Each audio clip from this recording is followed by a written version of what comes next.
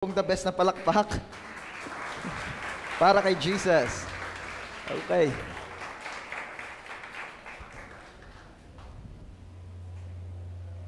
Ang title po ng i-share ko sa inyo ay How to Experience Breakthrough. Sa Bible po, merong na naranasan ang Kingdom of Judah sa pangunguna po ni Haring Jehoshaphat.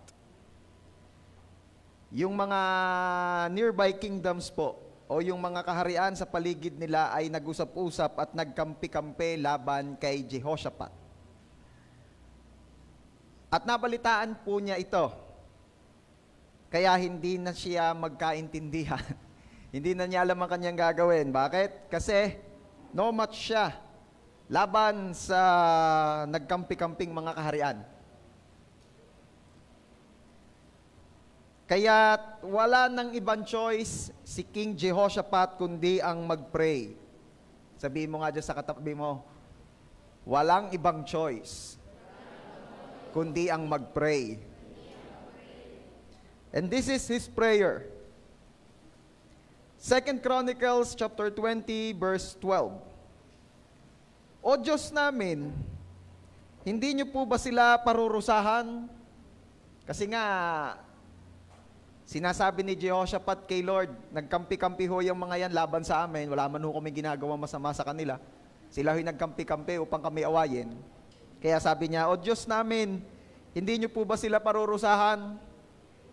Sapagkat wala kaming kakayahang humarap sa napakaraming sundalo na lumulusob sa amin. Hindi po namin alam kung anong gagawin namin, pero nagtitiwala po kami sa inyo. Wow, what a wonderful prayer. Napakagandang prayer, nagsasabi na, Lord, hindi po namin alam ang aming gagawin, pero nagtitiwala po kami sa inyo. Sino po rito nagsasabi na ngayong panahong ito, ngayong week na ito, meron kang pinagdaraanan at hindi mo na alam ang gagawin mo, pero nagtitiwala ka kay Lord? And I believe na you are here today in spite of what you're experiencing. Ako'y naniniwala na kaya ka nandito ngayon, bagamat meron kang nararanasan o meron kang pinagdadaanan, at hindi mo na alam ang gagawin mo, pero kaya ka nga naririto kasi nagtitiwala ka kay Lord. Sabihin mo nga dyan sa katabi mo, partner, congratulations, kasi nandito ka ngayon. Nagtitiwala ka kay Lord. And I believe that today, the Lord will let us experience breakthrough. Sabihin mo nga, breakthrough. Ano ba yung breakthrough? At paano ba mararanasan ang breakthrough na ibibigay ni Lord ngayong umaga sa ating lahat? Yan po ang pag-uusapan natin. But before that, let's pray. Father, we come to you in the name of our Lord Jesus. Kami po ay nagpapasalamat sa napakagandang umagang ito. Thank you, Lord, sa biyaya na makapag-Sunday service. Thank you, Lord, sa biyaya ng buhay. Thank you, Lord, sa panibagong kalakasan, kagalakan at pag-asa. We ask forgiveness sa aming mga nagawang kasalanan. Forgive us, O Lord, and cleanse us with your most precious blood, Lord Jesus. Salamat, Lord, because you said in your word that if we confess our sin, kayo po ay Diyos na matuwid, mapagbiyayang nagpapatawad. We receive it in Jesus' name. And thank you, Lord Jesus, kasi kayo po ang aming katuwiran sa harapan ng Diyos Ama. Today, Lord, we pray na ang pagtuturo niyo po ang aming maranasan. Let your people experience breakthrough in Jesus' name. And Lord, we are declaring your complete victory alone and the defeat of the enemy in Jesus' name. Lahat ng plano, pakana at gawa ng kaaway laban sa gawain niyang ito ay winawasak, winawalang bisa namin in Jesus' name. Thank you so much, Lord, kasi kasama niyo po kami sa parada ng tagumpay. O Lord, bless the lips of your servant as I preach your word and bless the ears and the hearts ng lahat ng makikinig. We dedicate to you this day. We dedicate to you this service. Be blessed, O God. Holy Spirit, be with us. Salamat po. To you alone, all the glory and honor. Ito po ang aming prayer in Jesus' name. Amen. The best mong palakpak para kay Jesus. Once again, everybody say, how to experience breakthrough. Paano nga ba makakaranas ng breakthrough? So bago po tayo magpatuloy, what is breakthrough? Ang breakthrough po ay yung kakayanan na makalampas sa kung anuman yung iyong kalagayan sa ngayon. So we can say na kung ikaw ay level 1 dati and then ngayon level 2 ka na, so that's breakthrough. Naka-breakthrough, nakalampas, napagtagumpayan kung anuman yung level sa ngayon. At ano po ang sitwasyon ni Haring Jehoshaphat at ng buong Kingdom of Judah? Sila po ay cornered. Sila po ay nasa sulok. Sila po ay napapagtulong-tulungan ng mga kalaban. Overwhelmed ng maraming problema. Maaaring hindi ka hari, maaaring you do not belong into a kingdom, pero ako'y naniniwala na somehow makaka-relate po tayo kay Jehoshaphat. Saan? Yung pinagtutulong-tulungan ka rin ng mga problema at isipin sa buhay. Maaaring may ilan dito na pinagtutulong-tulungan ka ng Batilik, Water District, at ng school na pinapasukan ng anak mo. Sumabay pa si Globe at si PLDT. At ito pa, may bumubusina sa harapan mo, Lazada. Pinagtutulong-tulungan ka nila at cornered ka na. At hindi mo alam kung anong gagawin mo. Or pwede din namang hindi pinansyal ang problema. Maaari rin namang nagkasabay-sabay na nahirapan ka sa anak mo, nahirapan ka sa asawa mo, pati biyanan sumabay pa. Ano ang gagawin mo? Then well, ako'y naniniwalang relate much ka kay Haring Jehoshaphat. Cornered na sila. Hindi na nila alam ang gagawin nila. That's why, nag-pray si Jehoshaphat, hindi ko na po alam ang gagawin ko, pero nagtitiwala po ako sa inyo. Kailan nagsisimula ang breakthrough? Pag inamin mong hindi mo na kaya. Sabihin mo nga dyan sa katabi mo, partner, magsisimula ang breakthrough. Pag inamin mo nang hindi mo na kaya. As long as you're doing it your way, there will be no breakthrough coming from the Lord. That is why napakaganda na ito po ay mapag-usapan natin. Ano ang nagiging resulta ng overwhelming na problema, nanghihina, natatakot? So ito po ang unang-unang dapat nating gawin. In order for us to experience breakthrough na ipagkakaloob ng Diyos sa atin coming from this story, number 1 that we need to do is huwag matakot o manlupaypay. Again, unang-unang reaksyon, nangyayari, resulta ng overwhelming na sitwasyon, overwhelming na problema, ay yung manglupaypay na manghina, matakot. Okay? In 2 Chronicles chapter 20, verse 15, makikita natin doon, sinabi ni Jehazel, makinig po kayo, Haring Jehoshaphat, at lahat kayong nakatira sa Judah at Jerusalem.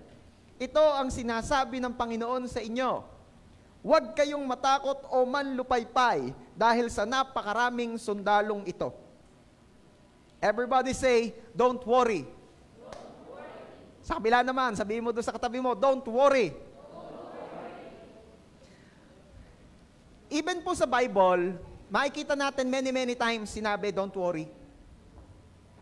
Pero alam niyo po ba, na yung don't worry, ang isa sa napakahirap na utos na makikita natin sa Bible. Sabihin mo nga ulit sa sarili mo, don't worry. And right after saying to yourself, don't worry, then you are worrying that maybe maya-maya you're worrying na uli. You see? Ito po isa sa napakahirap na utos ng Bible. At madalas lahat tayo rito guilty dahil lagi nating hindi nasusunod ang utos na ito. At most of the time, nabe-break natin ang commandment na ito because it's our nature to worry. Ano sabi ni Jesus? In Matthew chapter 6 verse 34, sabi niya, do not worry about tomorrow, for tomorrow will worry about itself. Each day has enough trouble of its own. Huwag daw tayong mag-alala sa bukas, sapagkat ang bukas, hayaan mo ang bukas ang mag-alala para sa kanya sarili. Sapat na ang kalakasan mo para sa alalahanin ng araw na ito. Sabihin nga nating lahat, sapat na ang kalakasan mo para sa alalahanin sa araw na ito. May papakita po ako sa inyo. Sabi po ni paring Rick Warren, kukunin ko sana ninong ni Elise, hindi lang nag-reply. Hindi, joke lang yon. The reason why you mess up today is because you spend most of your emotional energy regretting the past and worrying about the future. Kaya pala may mga taong hirap, na pagod na agad ang pakiramdam niya ngayong araw na ito. Kasi yung kanyang energy for today, for the troubles of this day, ay naubos na niya sa pagbalik-balik lagi sa kanyang past at sa laging pag-aalala para sa kanyang bukas. Kaya nga, kung babalikan po natin yung verse, sinabi ni Jesus, balikan natin in Matthew 6:34, yung dulo, sinabi niya dyan, bawat araw, may kalakasan kang sapat para sa alalahanin ng araw na ito. Sabihin nga nating lahat, sapat na kalakasan para sa alalahanin sa araw na ito. Kaya kapag yung sapat na kalakasan para sa araw na ito ay ginamit mo sa pagpapalungkot sa sarili mo dahil sa nangyari sa iyo noong nakaraan, at ginamit mo pa uli sa pag-aalala para sa mga hindi mo pa naman alam at wala kang kontrol na mangyayari sa mga susunod na araw, madidrain ka talaga. Ang simple ng instruction ni Jesus, church. Huwag mong alalahanin ang bukas at huwag ka rin namang mag-dwell sa iyong past kasi ang kalakasan mong emosyonal sa araw na ito'y sapat lamang para sa araw na ito. Malinaw? Diba? Kaya kapag natutukso na pala tayo, church, na malungkot dahil sa mga naaalala natin noong nakaraan, huwag mong sayangin ang energy mo. Pang ngayong araw lang yan. Okay? At kapag natutukso ka rin namang mag-alala para sa mangyayari sa bukas, huwag mong sayangin ang energy mo. Dahil yung para bukas, may sapat ding energy inalat si Lord sa iyo para isipin kung paano gagawin mo. Hello? Ano pa? Yang pag-aalalay, walang nababagong kahit ano. Hindi yan nakakaganda, nakakapangit. Sabi mo nga dyan sa katabi mo, huwag laging nagwo-worry. Hindi yan nakakapogi o nakakaganda. Nakakapangit yan. And worry is worthless. Ang pag-aalala po'y walang halaga. Hindi niyang kayang baguhin ang iyong past. Sino po rito nang dahil sa pag-aalalay na bago niya ang kanyang kahapon? Nang dahil sa kanyang pag-aalalay, nabura mo ang nangyari na at nabago mo. What else? Worry can't control the future. Sino naman dito nang dahil sa pag-worry mo ay nasecure mo ang iyong future? Wala din. At ano lang ang kayang gawin ng worry? Worry can only make you unhappy and tired today. Maniwala kayo sa akin, hindi lahat ng pagod sa maghapon ay napagod sa trabaho. Dahil may mga kilala ako, maghapong nakahiga, pag tinanong mo, pagod. Pagod humiga? Pagod mag-cellphone? Hindi. Emotionally exhausted. Social? Emotionally exhausted, wasted. Bakit? Because worrying lagi ng kanyang nangyari kahapon at ng mangyayari bukas. Alam nyo ba na kapag nagwo-worry pa lang isang tao ay nagpo-focus siya sa kanyang mga takot kaysa ang mag-focus siya sa Diyos at magtiwala sa Diyos. At kapag nag-focus ka sa isang bagay bukod sa Diyos, ang tawag po ron ay idolatry.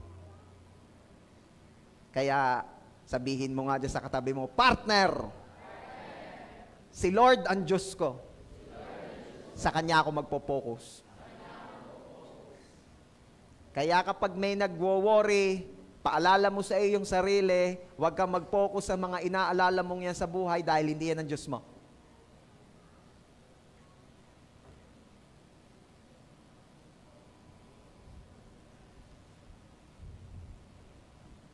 So church, anong kailangan gawin? It's all about focus. Kung babalikan po natin yung story, si Haring Jehoshaphat piniling mag-focus kay Lord.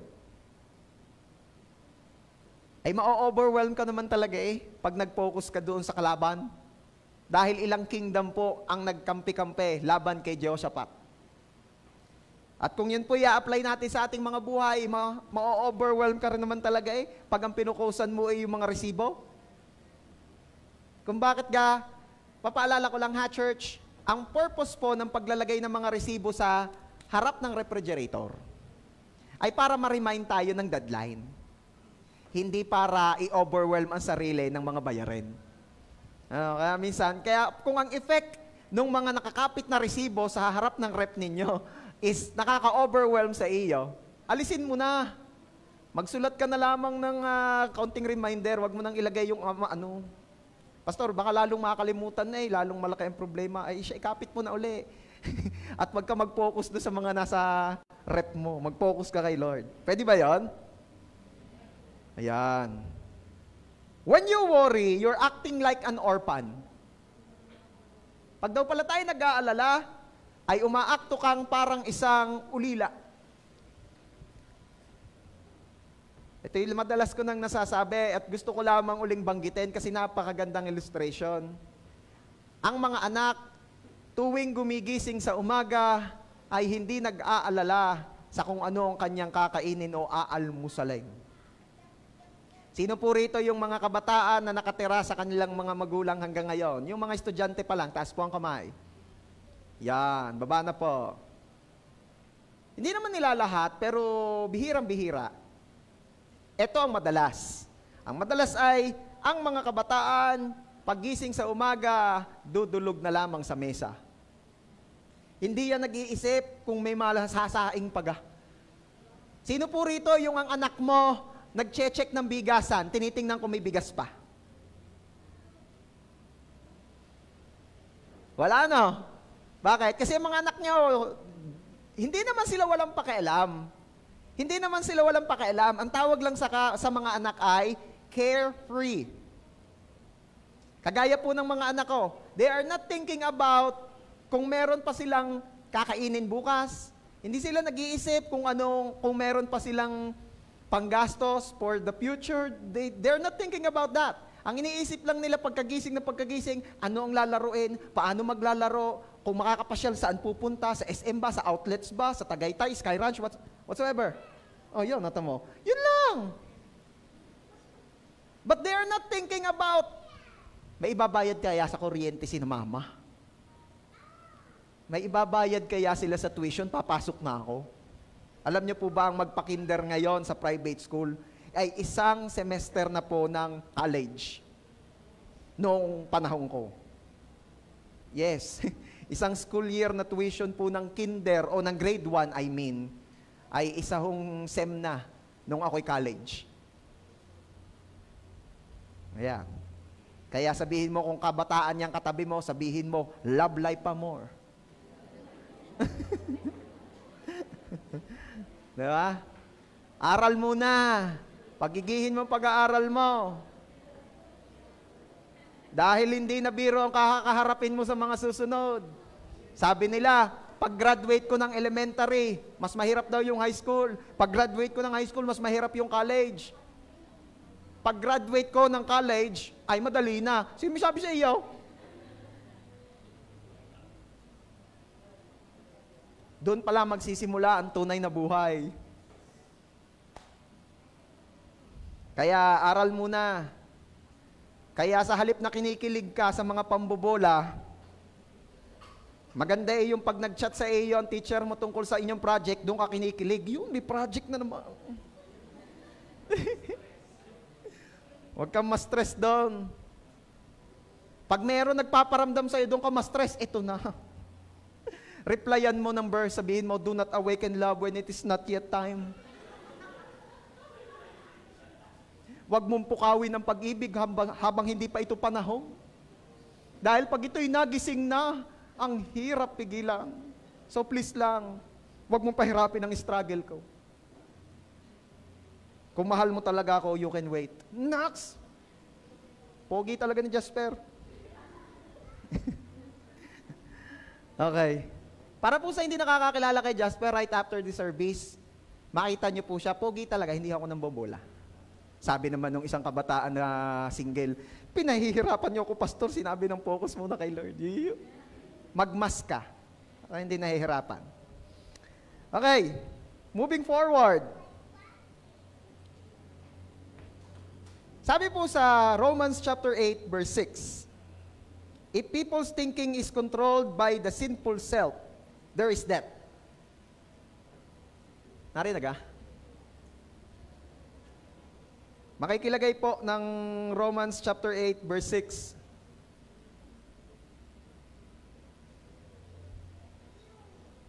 Makikibasa nga po, 1, 2, 3, go. If people's thinking is controlled by the sinful self, there is death. But if their thinking is controlled by the Spirit, there is life and peace. Church, speaking about focus, mamili ka. Kapag daw pala yung isip natin, ang pinopokusan ay the sinful self, there is death, there is failure, there will be problems, there will be struggles. At ano sabi naman doon sa susunod? But if your thinking is controlled by the Spirit, your thinking is nakapokus kay Lord, and you're letting God control what you're thinking, there is life and peace. Kaya kailangan mong piliin kung anong popokusan mo. Magpo-focus ka ba sa labahin o magpo-focus ka kay Lord? Magpo-focus ka ba sa problema mo ngayon o magpo-focus ka kay Lord? At kay Haring Jehoshaphat, ito ang naging palaisipan sa kanya, magpo-focus ba ako sa kalabang kong napakadami o magpo-focus ako kay Lord?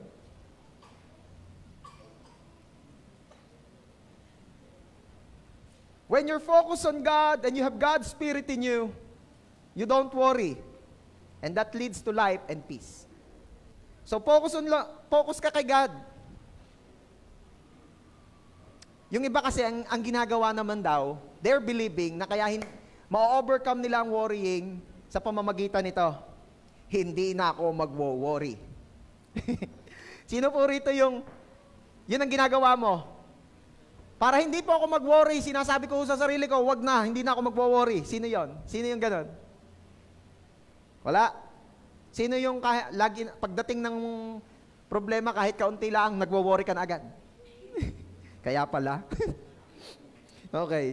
Alam nyo, yung pagko-convince o pagpo-focus dun sa hindi na ako magwo-worry ay hindi effective. Bakit? Kasi nakapokus ka pa rin dun sa ayaw mong mangyari. Nare-remind ka pa rin.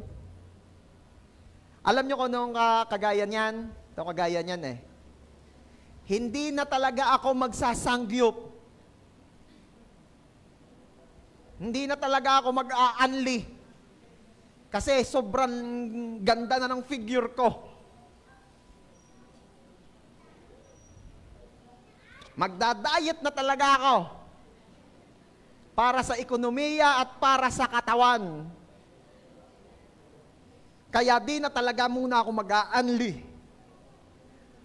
Hindi na, yun lagi pinapaalala niya sa sarili niya, di na muna ako mag-a-unli, di na muna ako mag-a-unli. Kaya lang, tuwing nagbabrowse sa Facebook, lagi na masangyupan ang tinitingnan. At pag walang internet o walang data, halimbawa nasa biyahe, walang ibang pinapanood kundi yung pictures nung nagsangyup sila. Come on! Hindi magiging effective yan. Kasi, nandun pa rin ang focus. Are you getting me?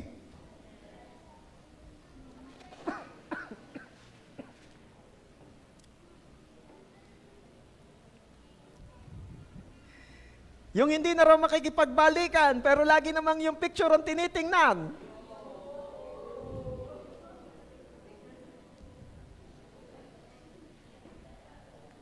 Ay, papaano ka makaka-move on yan? Ano ba yan? Nakakaubo kayo? Come on! Anong kailangan gawin? Change the channel. Don't resist it. Refocus. Ano ibig sabihin? Ilipat mo. Palitan mo ng channel. Ayoko na manood ng basketball. Na-addict ako sa basketball. Ayoko na manood ng basketball. Pero ayaw mo namang ilipat. Dilipat mo sa balita. Pag inilipat mo sa balita, balitang sports po tayo. At ay, wala ka nang, dilipat mo ulit. Lipat mo sa cartoons. Pero yung sasabihin mong, ayaw ko na, pero hindi mo pa rin nililipat ang channel, hindi mo nililipat ang focus mo, may problema tayo doon. Nakuha nyo na? Gayon din po, sa ating pinag-uusapan ngayon. If you want to experience breakthrough from the Lord, ay palitan mo ang focus mo. Instead of focusing sa problem, mag-focus kay Lord na magbibigay ng breakthrough. Amen? Pwede ba sabihin mo nga dyan sa katabi mo, partner? Lipat ang channel. Mag-focus kay Lord kaysa sa problem. Yes. Palakpakan natin si Jesus.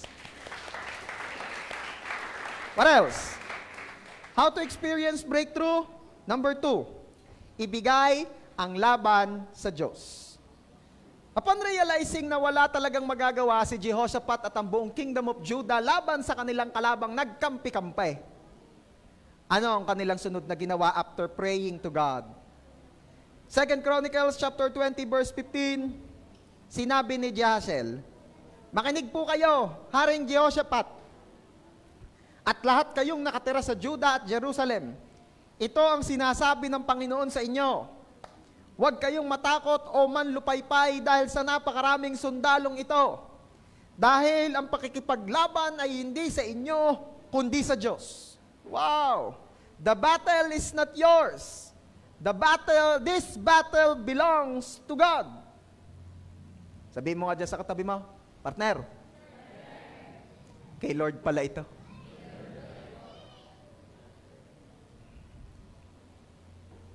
Ibigay mo ang laban sa Diyos. Paano ba ibigay ang laban sa Diyos?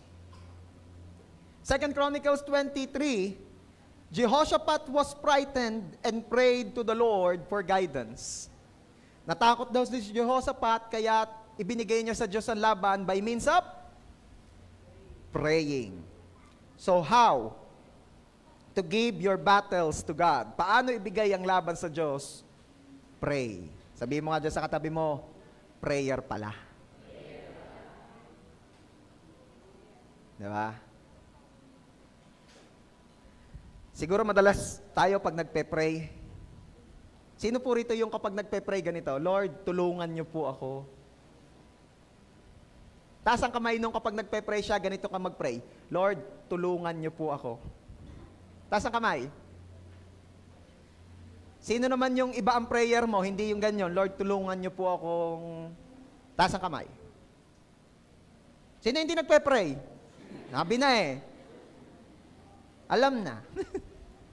Okay. But most of the time, when we pray, ganun ang sinasabi natin. Halimbawa, sitwasyon mo, mag-apply ka ng trabaho. Anong pagpe-pray mo? Lord, tulungan niyo po ako sa pag-apply ko. Tama ba?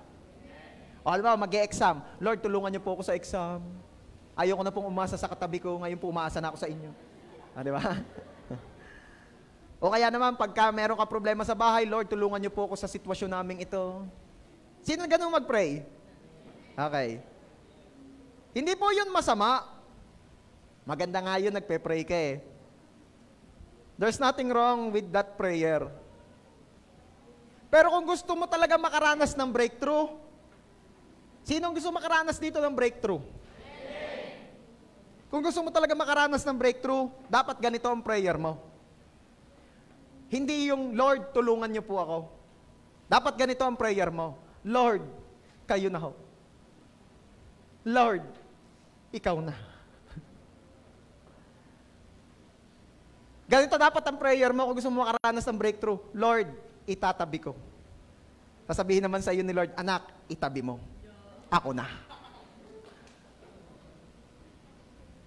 Bakit? Anong pinagkaiba ng dalawang prayer na yon? Pag sinabi mo kasi, Lord, tulungan mo ako, sa eksena ka pa rin eh. Andun ka pa rin eh. Makikisaw-saw ka kay Lord, pampagulo ko eh, kaya nagtatagal eh. Lord, ako na. Hindi, ako na nga. Lord, tulungan mo lang ako. Hindi ko naman sinabing ikaw lahat, tulungan mo lang ako. Come out pala decision, Lord. Nakikisaw-saw ka pa gumugulo tumatagal. Wala lalong na-accomplish, tama ba? Tama. Wala lalong na-accomplish Kasi ang gulo mo. Ako pa ngayon si Lord nga ang nakikialam. Si Lord talaga nakikialam. Si Lord kasi pala desisyon. Si Lord talaga pala desisyon. Sabi nga nung nakita kong post, unahin mo si Lord. Huwag mong unahan. Yung iba kasi, inuuna daw niya si Lord. Inuunahan naman. Laging mas maalam pa. Sabi mga dyan sa katabi mo, aray ko. When we want to experience breakthrough, ganun dapat palang prayer natin. Hindi, Lord, tulungan mo ako, kundi, Lord, kayo na po, hindi ko po kaya. Lord, suko na ako, hindi ko kaya. Sabi ko nga sa inyo, ang breakthrough nagsisimula upon realizing, sa pag-amin mong, hindi mo kaya. At pag nangyari na yon, saka palang sasabihin ni Lord, at last, may mangyayari na. May ma-accomplish na tayo. Bakit? Kasi lagi sasabihin mo, halimbawa, love life. Lord, tulungan nyo naman po akong magka-boyfriend. Ako po ay 24 years old na. Ako po ay 25 years old na.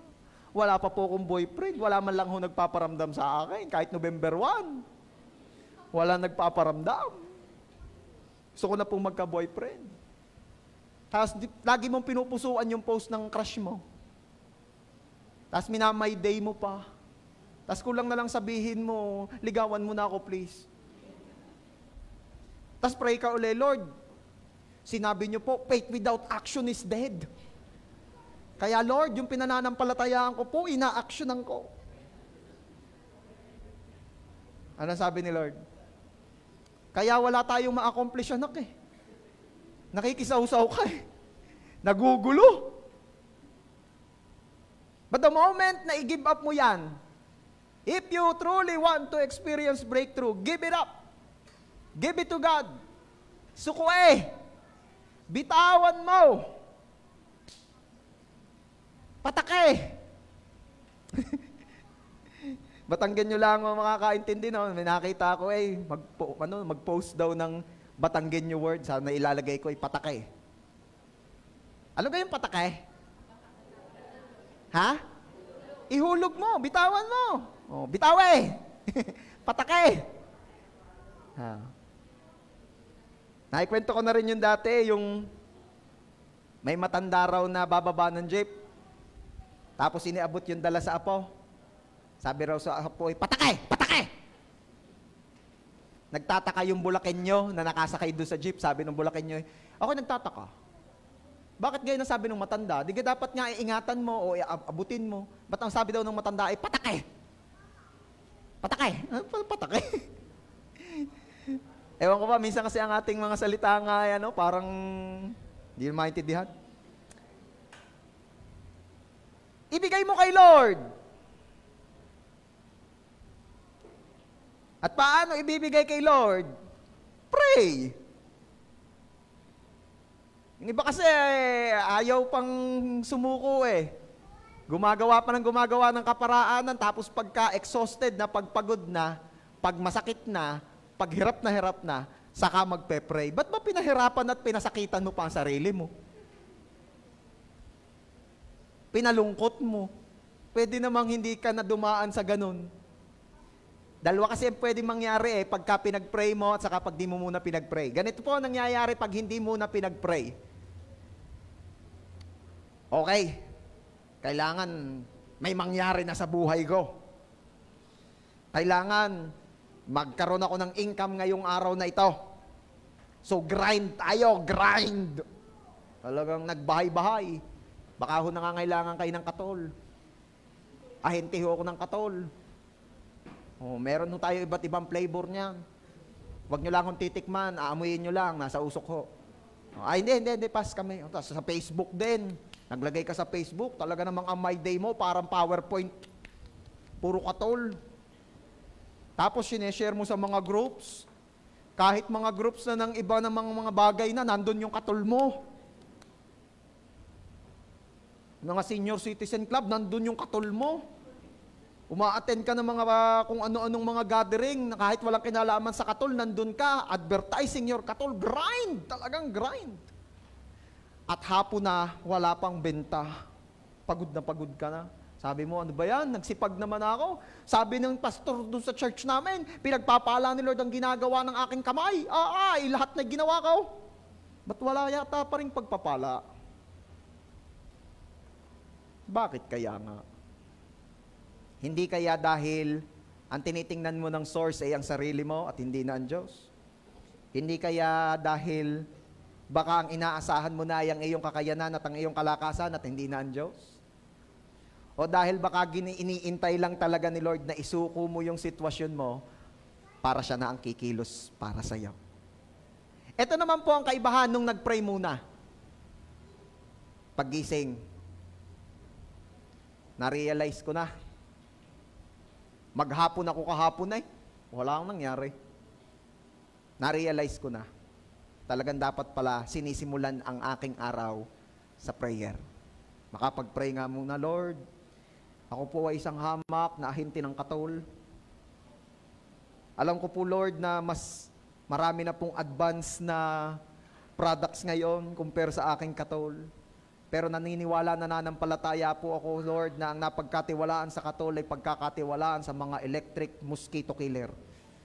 Hayaan niyo po, Lord, idinededicate ko po sa inyo ang araw na ito. Pinagkakatiwala ko po, sukong-suko po ako sa inyo. I will do my best, but I will know that you will not only do the rest, but you will do all.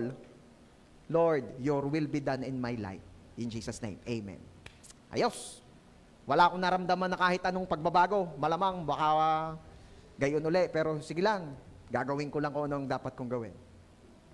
At paglabas niya ng kanyang pintuan, nako, ay namumroblema ang mga kabarangay dahil napakarami raw lamok ngayon.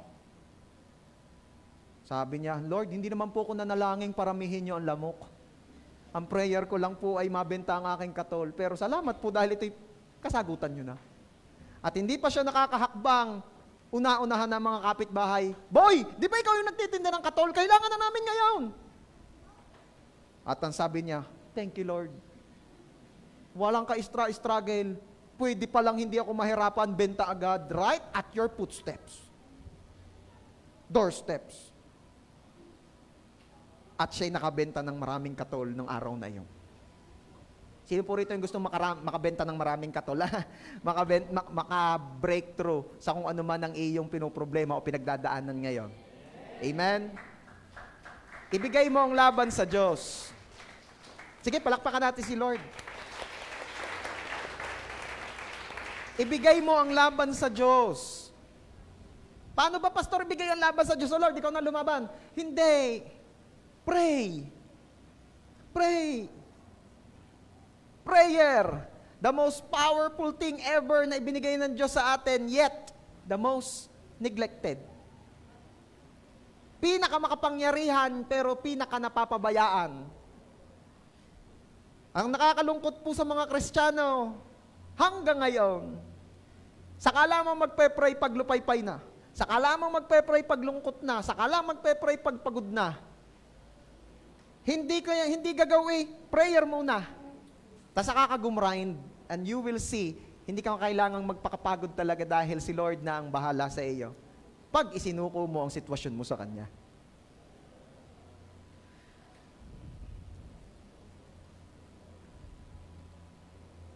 Okay. Paano ba yon? Paano ba yung prayer ng pagsusuko ng laban o pagbibigay ng laban sa Diyos? Sabihin mo kung ano talaga nararamdaman mo kay Lord. Sabihin mo kung gaano ka kapagod, gaano ka nakahirap, kung gaano ka nalilito, kung gaano mo na hindi talaga kaya ito. Sabihin mo lahat kay Lord. Sabihin mo kay Lord na hindi mo kaya. Sabihin mo kay Lord na mahina ka sa larangang iyon. Aminin mo ang iyong kahinaan. At hindi mo kailangan laging malakas. Sabihin mo dyan sa katabi mo, hindi pala natin kailangan na laging malakas. Diba? Ito po ang struggle ng ilan. Ayaw nilang magparamdam o magpakita ng weakness kahit kay Lord. Para para bagang kapintasan pag nakakitaan siya ng kahinaan. Hindi mo kailangan laging malakas all the time.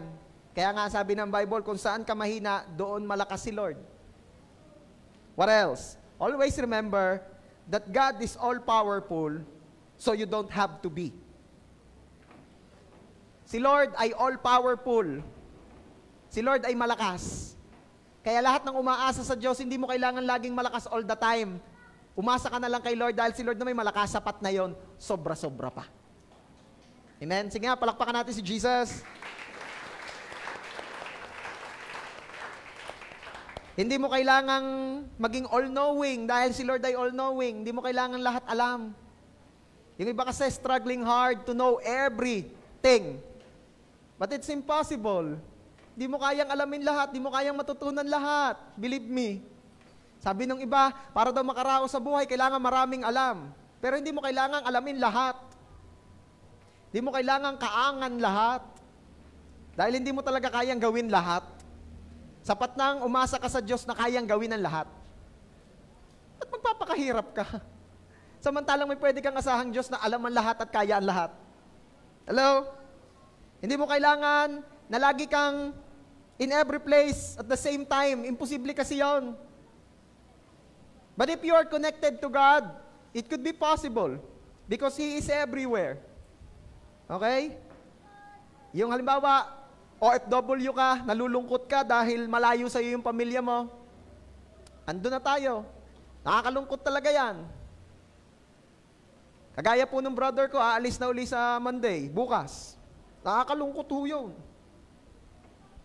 Lalo pat yung kanya naman bakasyon ng pamilya niya, 2 linggo. Kaya kami sagad-sagad din, talagang pasyal dito, pasyal doon eh. 2 linggo ang bakasyon.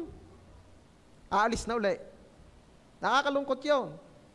At kung pwede nga lamang sanang ipag-pray na, Lord, pwede ba narito ako sa Pilipinas and at the same time naroon ako sa Qatar? Tapos at the same time naroon din ako sa Canada para yung pamilya naman ng wife ko, napupuntahan namin. Imposible naman yun. Pero sapat na malaman mo that the God whom you are serving is an omnipresent God. God who is present everywhere. Bakit ba gusto mong nandun ka? Para masamahan siya, para matulungan siya, para maingatan siya, sapat na nalalaman natin na ang Diyos nating pinaglilingkuran ay everywhere. He can be everywhere at the same time. Pwede mong ipagkatiwala sa Diyos ang pagtulong, ang pagsama sa kanila. Kaya wala ka nang dapat pang ipag-alala. What else? Paano pa ang pagsusuko ng laban mo sa Diyos? Sometimes, faith means doing nothing. Minsan, ang pananampalataya po ay nangangahulugang wala ka ng ibang gagawin. Tumayo ka lamang at maghintay at magtiwala. Yung mga tipong pagod na pagod ka na, kagaya nga nung nagbebenta ng katol, wala namang mabentay, ginawa ng lahat. Anong ginawa niya sumunod? Tumayo na lang at naghintay. Lord, ako nagtitiwala sa iyo. Nagtitiwala ako sa iyo. Ako'y pagod na eh. Shinare ko na shinare ko na yung aking shinare ko na uli eh. Sino rito yung binump mo, nababump pa uli sa messenger? Parang bump na eh.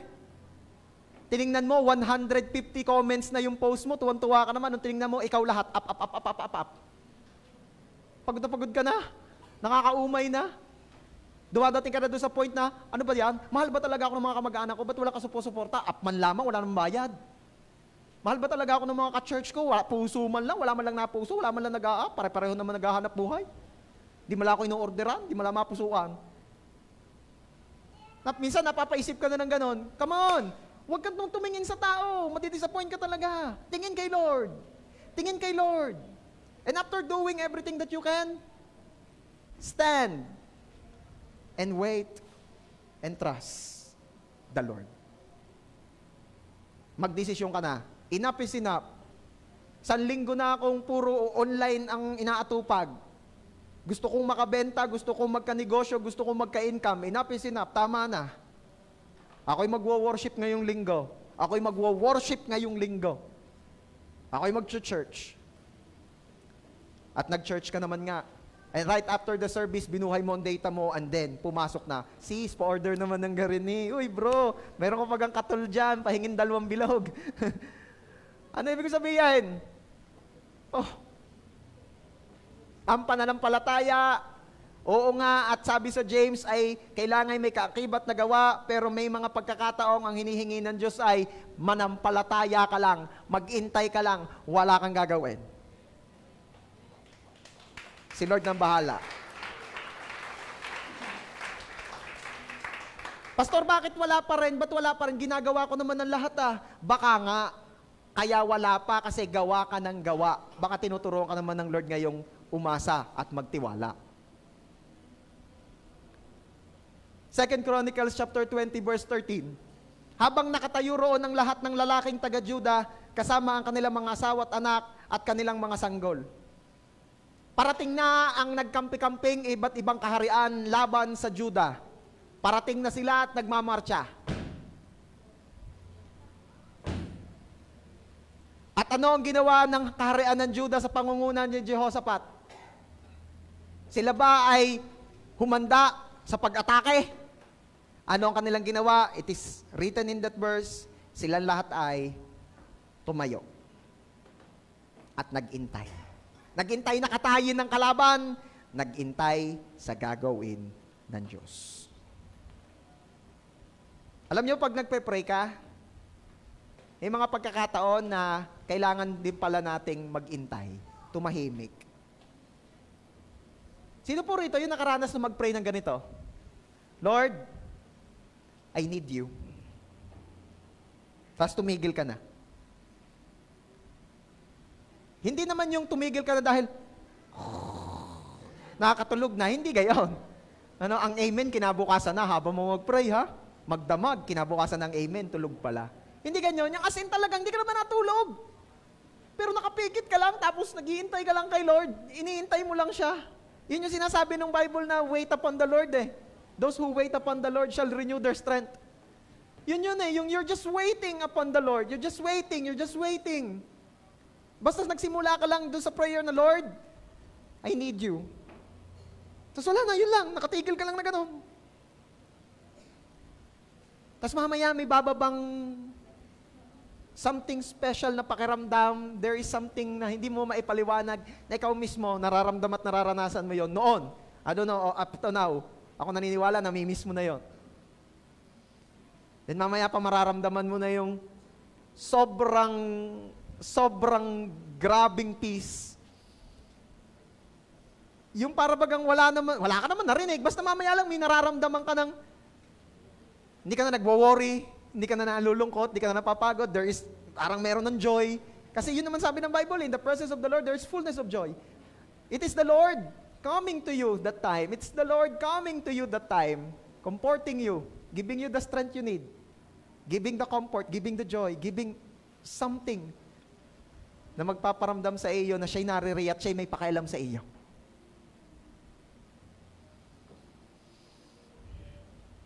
What else? Ang prayer po ay conversation. Hindi po siya tula. Hindi po siya isang performance na dire-diretso ka. It is a conversation. Ano ibig sabihin? Merong kang sasabihin at merong ka ring pakikinggan. Pastor, paano naman po kung makakarinig ng sagot ni Lord?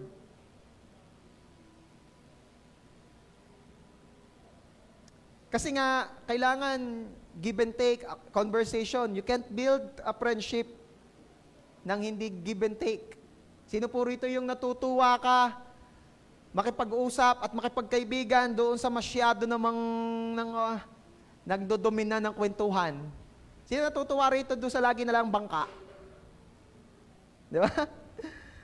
Nag-i-enjoy ka bang mga katropa yung siya na lang lagi ang imik ng imik? Yung may sisimulan ka lang, oy, alam mo, masarap yung lomi din. Ay, lomi! Naku, masarap talaga yung lomi doon sa Corcolon. Talaga doon madami yung toppings.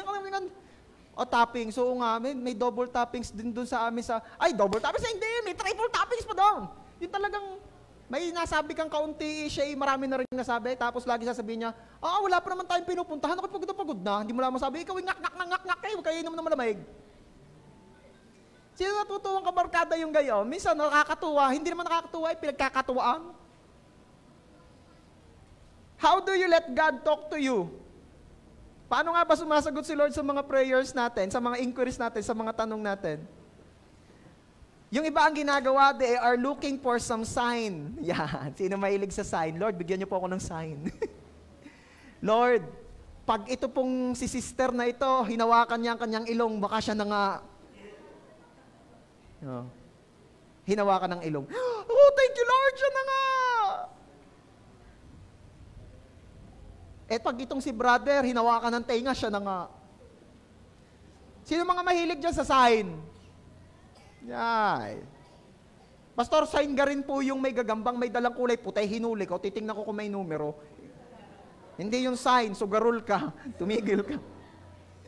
Sabi nila, ganun daw yun pag yung may gagamba raw na may bit-bit na puti, agawin mo raw yun, pag may numero, tayaan mo raw sa waiting. May sasabihin ako sa inyo, nung hindi pa po ako nakakakilala kay Lord, sa dami ko nang naagaw na gayon.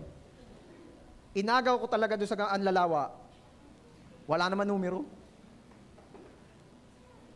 Okay. Yung iba sabi, I wish God would tell me what He wants me to do. I wish He would write it in the sky. Di ba? May sasabihin ako sa inyo, God is not going to write His will in the sky because He's already written it in a book. Hindi na niya isusulat ang kalooban niya sa iyo sa langit dahil nakasulat na yun sa Bible. Lagi nakatingala, ayaw magbukas ng Bible. What else? Stop looking for a sign and start looking at Scripture.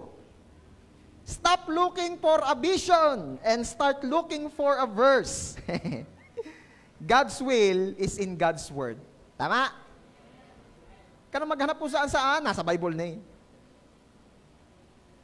Kaya the more you read this book, the more you're going to know what to do. Everybody say once again, ibigay ang laban sa Diyos. Sino po rito yung nakasakay na sa airplane? Sa aeroplano, taas ang kamay. Taas ang kamay na nakasakay na ng aeroplano. Iilan pa. Taas ang kamay ng gusto makasakay sa airplane. Taas ang kamay ng takaw. Okay. Ito ay kakausapin ko muna ngayon yung mga nakasakay na ng aeroplano. Taas nga muna uli ang kamay ng mga nakasakay na ng aeroplano. Yan. Sige, baba na po. Sino po rito yung nung sumakay ka na ng aeroplano, pag upo mo at naramdaman mo nagte-take off na, ay ikaw nagsimula na ring yayaya, parang gaya. Habang ikaw ay nakasakay sa aeroplano, ikaw ay nagsimula na rin maggagayang. At habang nararamdaman mong bumibilis ang pag-take off ng sasakyan, pabilis ang gayang ka rin na gayang. Woo! May paggayong ka pa. At habang tumataas na, lalo mong nilalaksan. Meron kang nakitang gayon sa aeroplano o baka ikaw yon? Pastor, pa kakayo? Kakahiya yan. At habang naggagagayang ka lumapit sa iyo ang flight attendant at tinanong, ano pong ginagawa ninyo? At ikaw naman hindi tumitigil at siya sabi mo, huwag mo akong abalahin. Busy ako. Bakit? Tinutulungan ko ang aeroplano. At sinabi ng flight attendant, wala ka namang magagawa. Wala pong mangyayari dyan sa ginagawa nyo. Wala pong maiidagdag na kung anuman sa aeroplano yung ginagawa nyo. At sinabi mo, hindi, para lang sigurado. Ano naman ang mangyari? At least, I did my part. I did my best. But my best wasn't good enough. Aray ko, sakit pala nun. Sabi na mag-stretching muna Meron ba ganon? O yung mga sasakay pa lang sa aeroplano, plano mong gawin yan? Please lang, nakakahiya yun. At wag ko sasabihin taga-Jewa San Jose ka pag ginawa mo yun. Kidding aside, pero that's ridiculous. Nakakahiya yun, nakakatawa. Sabi mo nga doon sa katabi mo, nakakatawa yun. Pero alam nyo ba, madalas yun ang ginagawa natin. Pastor, hindi ka pa nakakasakay ng aeroplano, paano ko nagagawa yun? Sa buhay. Ang ganda-ganda na ginagawa ni Lord sa buhay mo, tapos sasabihin mo, hindi, dadagdagan ko. Kailangan may gawin din ako. That's good. Maganda rin naman yung may ginagawa ka. Sabi nga ni Lord, yung na pinagpapala niya. Pero may mga pagkakataon na hinihingi ng Diyos ay, ikaw ay mag-sit back and enjoy. May mga pagkakataon na hinihingi ni Lord na tumigil, maupo ka. Itigil mo yung pagkakampay ng iyong kamay dahil hindi nakakatulong, wala namang maiad dyan. Mapapagod ka lang. At ang hinihingi niya lang sa iyo, maupo, matulog, gigisingin na lang kita pag may pagkain na. Di ba ganun sa aeroplano? Gigisingin na lang sa iyo, gigisingin ka, ikaw na may gagawin. Ano ba yun? Sir, what do you want? Snacks? Ano pong snacks na gusto niyo? Sir, lunch na po tayo. Ano pong gusto niyo? Fish or beef? Going Middle East kaya walang pork. Di ba? Ano yun? Chicken? Oh. Si Claude ang gusto, Ken. Yeah. May mga pagkakataon ng gusto ni Lord, matulog ka lang, sige lang, enjoy the travel of life. Tulog ka lang. Di ba? Matulog ka lang. Hayaan na muna natin sila. Mamaya pa, hindi ka na nila kaya pang saktan. Ewan ko kung may nakakaalam ng kantang yun. Okay. Minsan gusto ni Lord ganun. Sabihin mo nga dyan sa katabi mo, partner, itigil na ang pagkampay. Hindi nakakatulong. Nakakatawa lang. Alam mo kung bakit madalas kang pagod? Ito ang dahilan. The reason you're so tired is you're trying to fight battles that belong to God, and you are not God. Madalas na dahilan kung bakit napapagod ka sa buhay ay dahil nilalabanan mo ang mga laban na para sa Diyos at hindi naman ikaw ang Diyos. Give it to God. Maniwala at magtiwala, matutong ipagkatiwala sa Diyos ang iyong pinagdaraanan. As it is written in 2 Chronicles chapter 20 verse 15, the battle is not yours, but God's. Pwede ba sabihin nating lahat? The battle is not yours, but God's. Amen. Palakpakan natin si Jesus.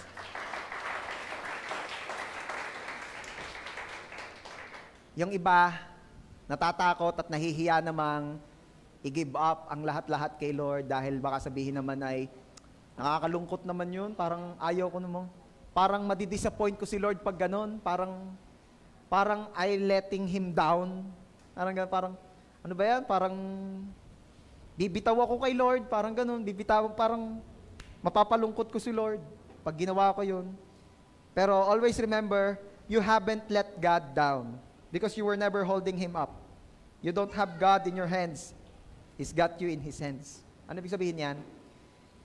Never mo male-let down si Lord kasi hindi mo naman hinahawakan si Lord. Siya ang may hawak sa'yo. Okay?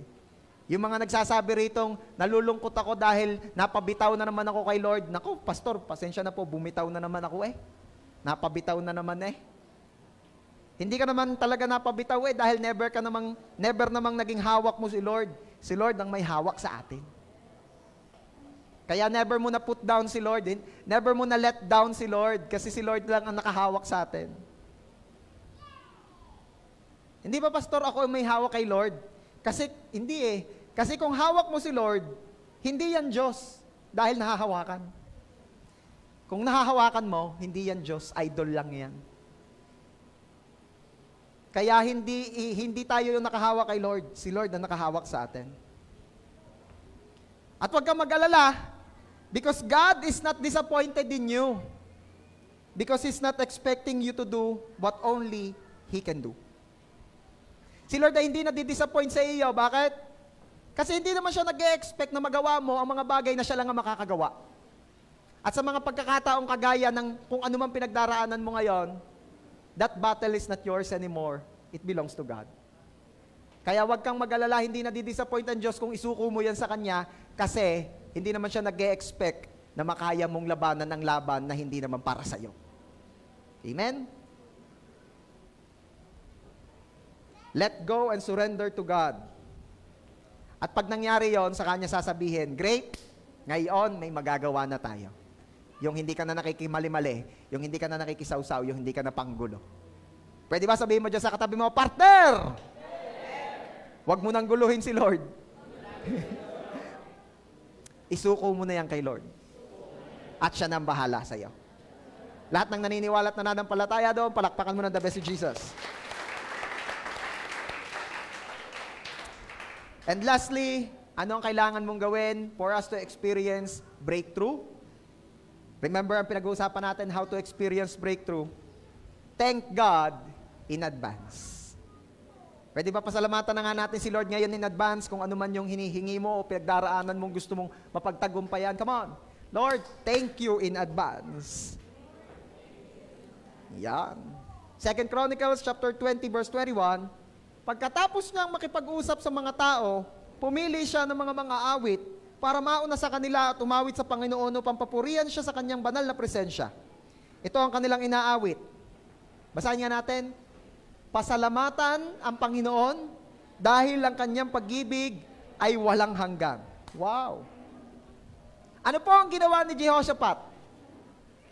Nung parating na raw po ang mga kalaban, ang pinatayo niya sa unahan ay worship team. So imagine ninyo, no, ang nakatayo sa unahan ay si Ining, si Bieber, si Jade, saka ito, pangmatindihan, si Tots. Oh, yan ang nasa unahan, nasa harapan. Kung dadating ang mga kalaban at makikita yon, ano kaya sasabihin ng kalaban? Nawalan na ng pag-asa, ay mga musikero na nilagay sa unahan. O kaya naman sasabihin ng iba, ay, nako, tingin nila sa sarili nila ay patay na. Bakit? Musiko ang nasa unahan.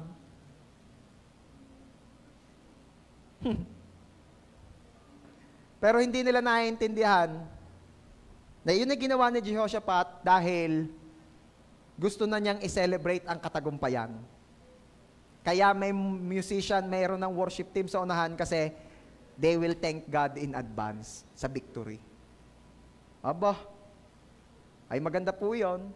Those who want to experience breakthrough must thank God in advance.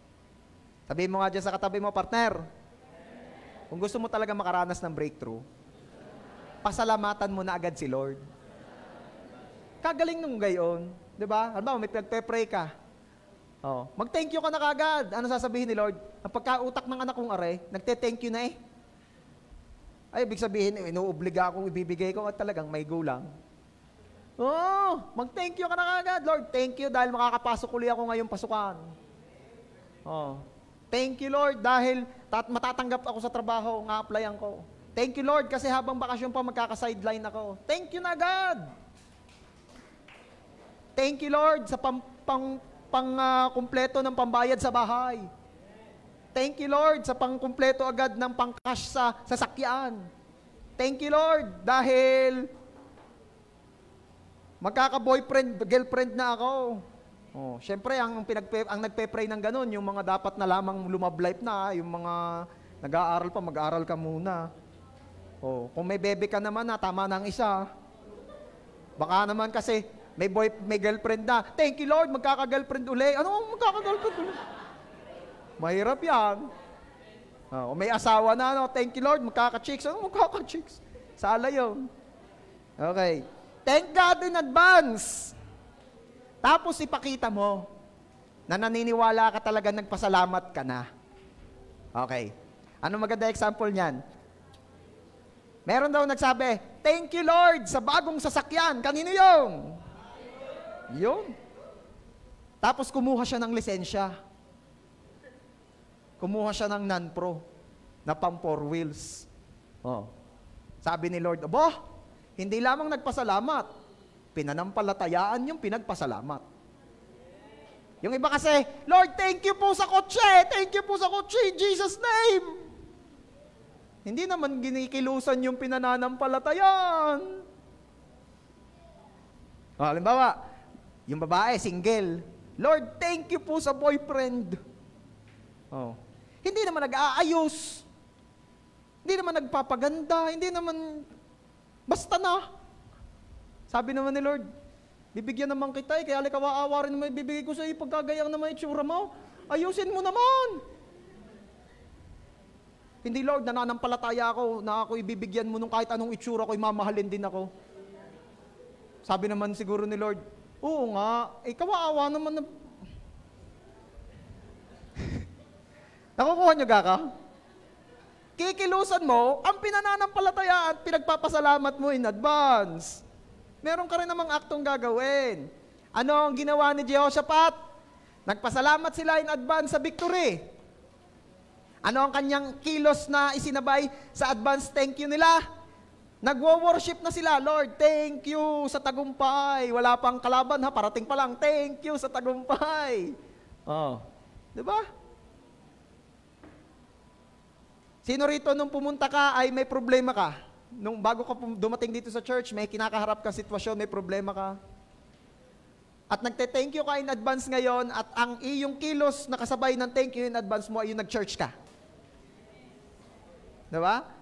Yung iba, hindi. Kahit linggo, grind, kailangan kong pira. Yun ang problema ko, pira. Hindi, dumating ka ngayon, pumunta ka ngayon, sabi mo, Lord, thank you in advance sa pira. Thank you in advance, Lord, sa provision. Tapos nag-church ka. At pinapakita mo, Lord, eto na. Ako'y nagpapasalamat na sa inyo. Nagte-thank you na ako. Ako'y nag-church. Praise God.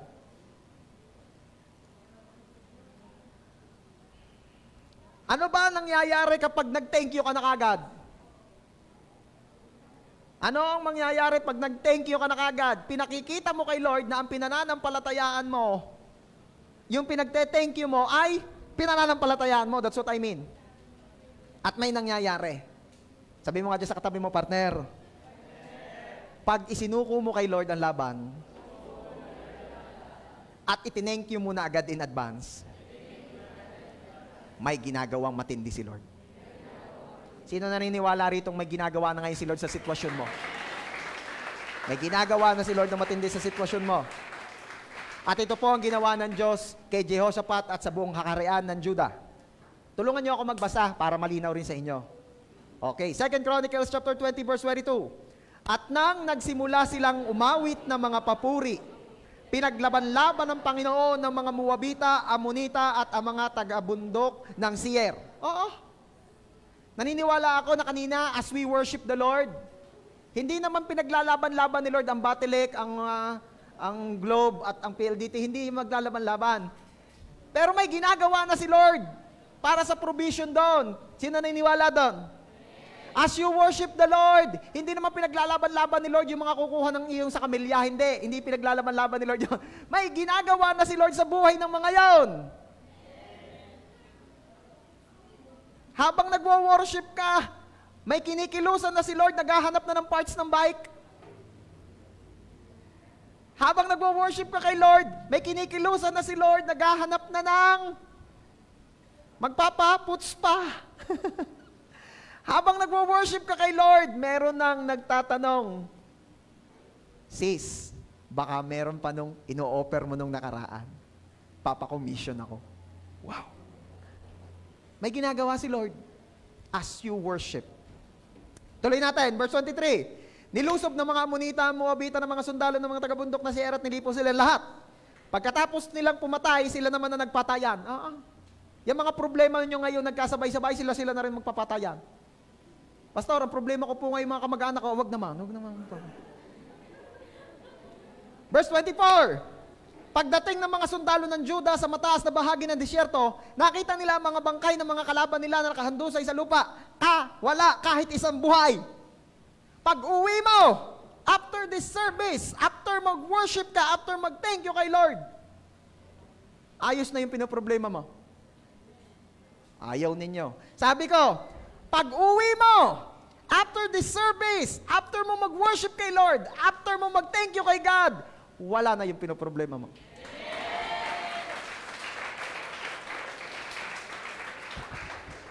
Sabi nung isa, Pastor, ang pinoproblema ko po yung asawa ko. Dala na rin ng gamit. Ay, wag. Cut yun, cut. Hindi gayon. Wala na yung problema mo sa asawa mo, that's what I mean. Hindi mo mawawala yung asawa, wag naman.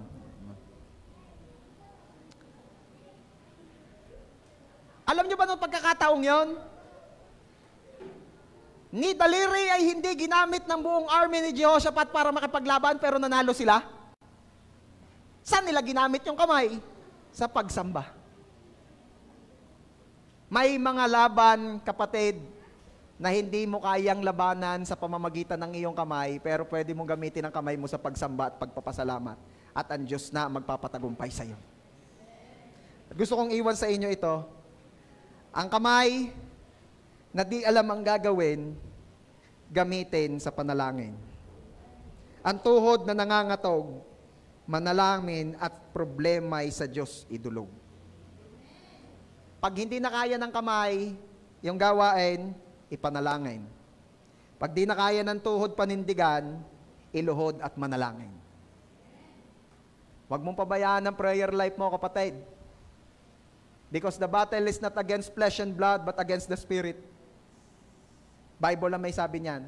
May mga laban ng buhay na hindi kailangan ng katalinuhan o pabor o kalakasan o kagalingan. May mga laban ng buhay na ang kailangan ay iluhod at ipanalangin sa Diyos. Paano nagtagumpay sina Jehoshaphat? Sila'y nanalangin at nagpasalamat in advance. Yes, your breakthrough is coming.